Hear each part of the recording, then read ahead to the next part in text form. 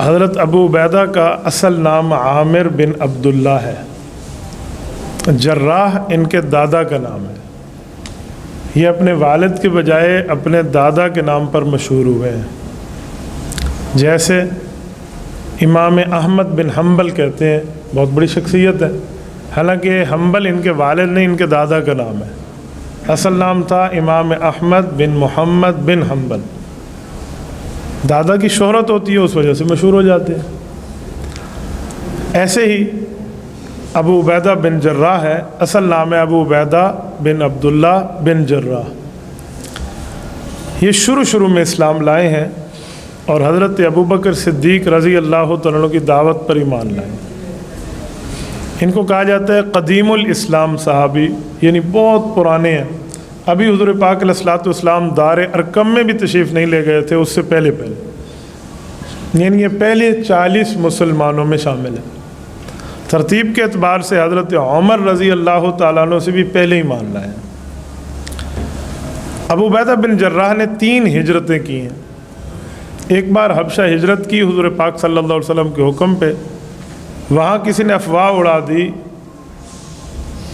کہ مسلمانوں کو مکہ میں فتح ہو گئی ہے اور آپ لوگ واپس آ جائیں۔ جب یہ مکہ مکرمہ واپس پہنچے تو پتہ چلا جھوٹ تھا، تو انہوں نے دوبارہ سفر کیا، پھر حبشہ پہنچے۔ حبشہ مکہ مکرمہ سے کوئی قریب نہیں ہے۔ آپ دنیا کے نقشے پہ دیکھیں نا، مکہ اور ایتھوپیا، تو بندے کو سمجھ آ جاتا ہے کہ کتنا بڑا سمندری سفر اس شخص نے کیا ہوگا۔ پھر اس کے بعد حضور پاک صلی اللہ علیہ وسلم جب مدینہ منورہ تشریف لائے تو یہ مدینہ منورہ انہوں نے ہجرت کی ہے۔ یہ ان کے اسلام میں 3ری ہجرت ہے۔ 2 بیویاں ہیں اور 2 بیٹے ہیں، ایک بن جابر ہے اور ایک عمیر ہے۔ ابو عبیدہ بن جراح رضی اللہ تعالیٰ عنہ کی اگر سیرت کے آغاز کو شروع کریں نا تو اتنے واقعات ہیں کہ تھوڑے سے وقت میں اس کو سمونا بڑے دل گردے کا کام ہے۔ زہد اور تقوی ان پر ختم تھا، اتنی عبادت کرتے تھے، اتنی عبادت اگلا سمجھتا تھا یہ لکڑی کھڑی ہوئی ہے انسان نے، اتنی حد تک ان میں عبادت موجود تھی۔ اور کفار کی طرف سے ظلم و تشدد برداشت کیا، جب تک جہاد کا حکم نہیں تھا تو خاموشی سے برداشت کیا، حتیٰ کہ اپنا والد بھی ان کو بہت زیادہ مارتا، تشدد کرتا، کلمہ چھوڑ دے۔ یہ کہتے ابو آپ کی ہر بات ماننے پہ تیار ہوں، دین والی بات کے علاوہ کوئی اور بات کرے، کوئی خدمت کروانی ہو، کچھ کمانا ہو، آپ کے ہاتھ پہ دینا ہو، وہ سب کچھ کہہ دیں۔ آپ کہہ دیں بیوی نہ رکھ میں چھوڑ دوں گا، لیکن آپ کہیں میں کلمہ چھوڑ دوں، یہ میں نہیں چھوڑ سکتا۔ یعنی اس کے باوجود بھی کبھی اپنے ابو کی خدمت میں، احترام میں کمی نہیں کی۔ اور قرآن کریم کا یہی حکم ہے کہ اگر والدین شرک کا حکم کریں تو وہ نہ مانے، باقی خدمت میں کمی نہ لائیں، کیونکہ شرک یہ اللہ کے ساتھ ناانصافی ہے۔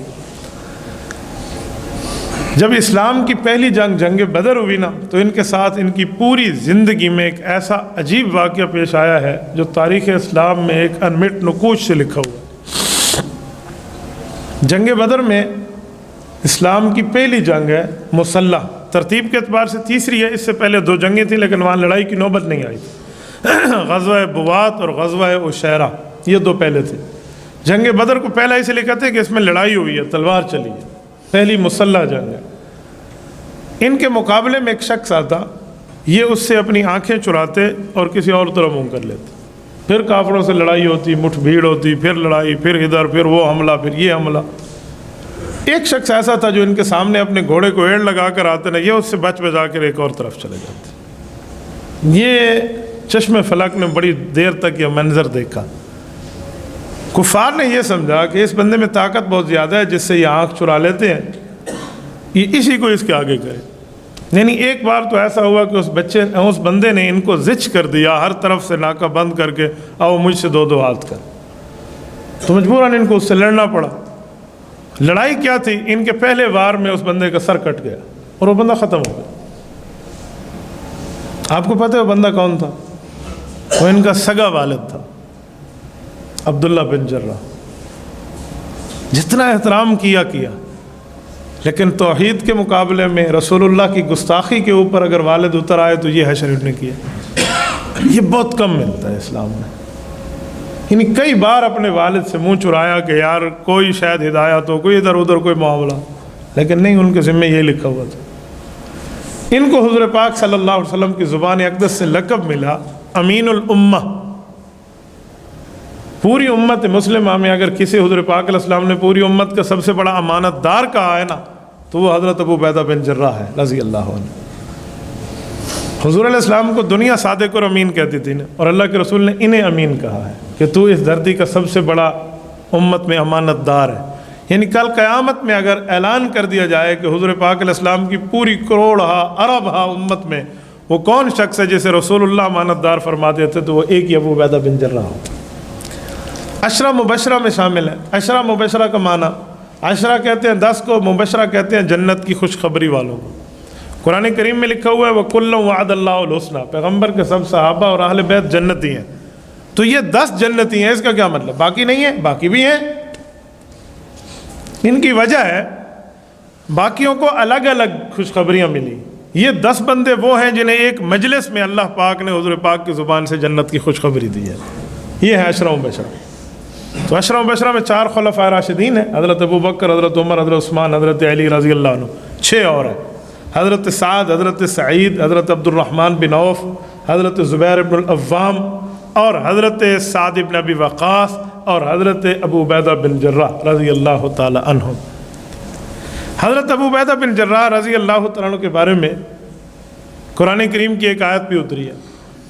یہ سورت نمبر 58 کی آیت نمبر 22 ہے، آخری آیت ہے سورت مجادلہ کی۔ 28واں پارہ کی ابتدائی سورت مجادلہ ہے۔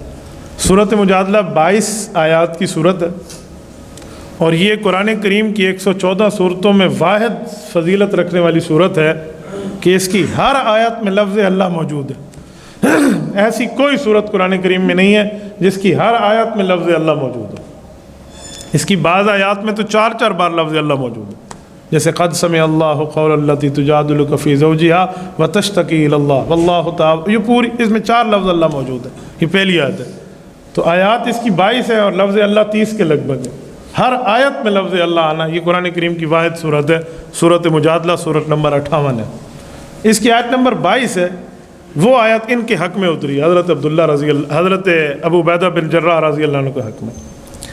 لا تجد قوما یؤمنون باللہ والیوم الآخر یوادون من حاد اللہ ولو کانوا آباءہم او ابناءہم او اخوانہم او عشیرتہم اولئک کتب فی قلوبہم الایمان وایدہم بروح منہ۔